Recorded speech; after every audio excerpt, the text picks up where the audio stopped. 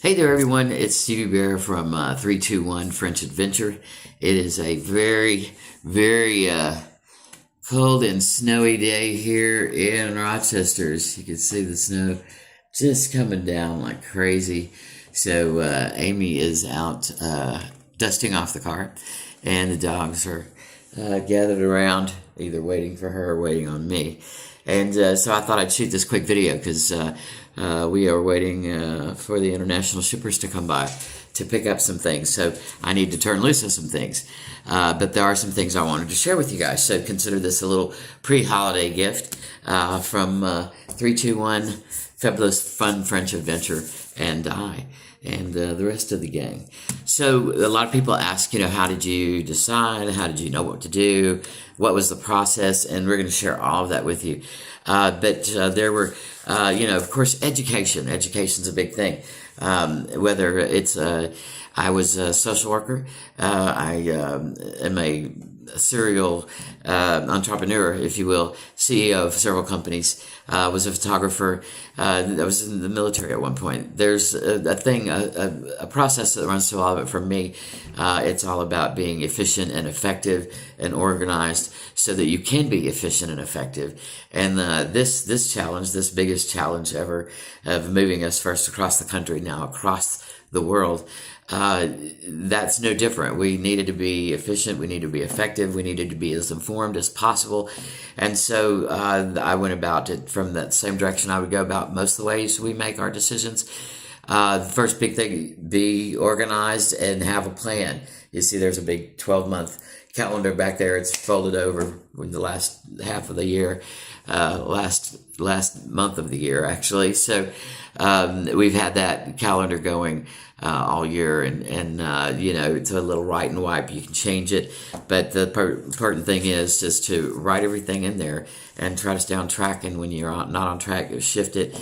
Make sure that you're flexible, but that you have your definite dead timelines in there, and that they're that you can stay track of them, because especially when applying for your visa and that type of stuff, it's so very important.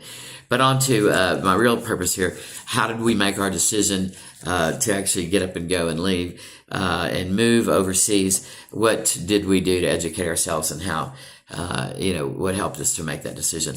So the first book I grabbed was a book by my friend Barbara Grassi, American Expat Moving Abroad Solo After 60, which she did as a female, and just with very little in her pocket, just up and moved to Portugal during COVID times, I might say, and has done quite well. She's still there. She's going for her citizenship now.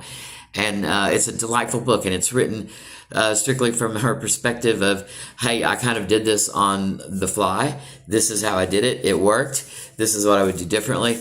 And it's sprinkled with her very wonderful sense of humor, but very practical guide, and a really simple read.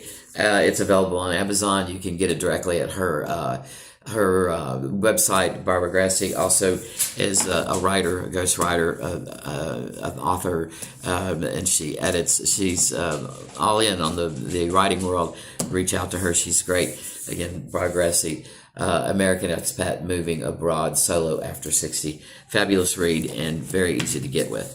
There's lots of groups that are out there that are helping people from all over the world move to different places all over the world. One of the first I came in touch with, of course, was investing in living overseas. This is one of their books, Retire Big on Little. Kathleen Petticord, who is well known in the international travel world. She's been around for a long time, I think since 1987. She writes this. They like many of the international groups. They do a thing every year where they rank a lot of places where expats are moving to, and then they often do little books on how you can best take advantage of them. This is one of those, and this most recent one, it's very well highlighted throughout. I've done a lot of work in this one.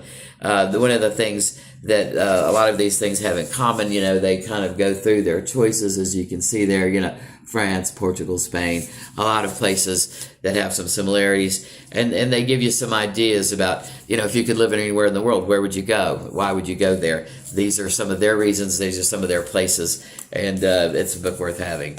Another group is the International Overseas Living. They have this European Living, the complete guide or the complete manual for Americans over 55.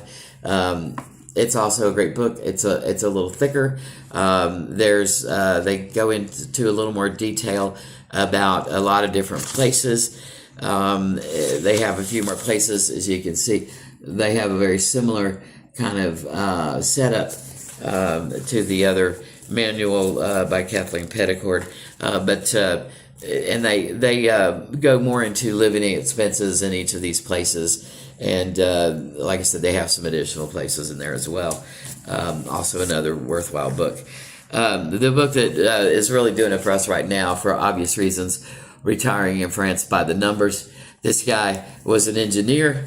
He moved to France a few years ago, and when I say by the numbers, well, if you know any engineers, and I do, this is a detailed guide and checklist. This is what he did, and I believe he had met the French Connections HCB people, who are the people that are helping us get over there and get established and helping us get through all of our minutiae.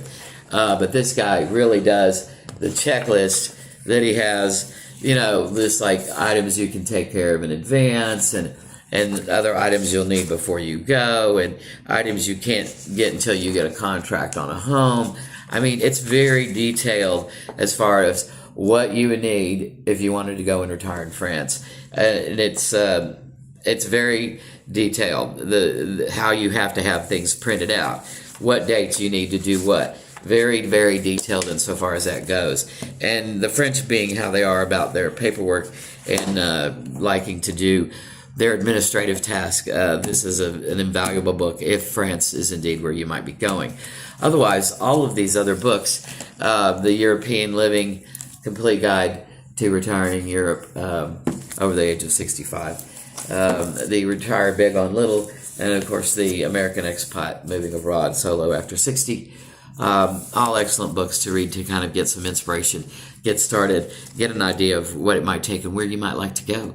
Other than that, just talking to each other, talking to your friends, talking to people who have been there before you, and get their take on it. So you can not just feel your idea out, but get a little bit of the excitement, because it is very exciting. It is very wonderful to have the opportunity, and it's all very doable. You just have to make your plan, map it out, and get started on it. So have a terrific day. We'll be back with you soon.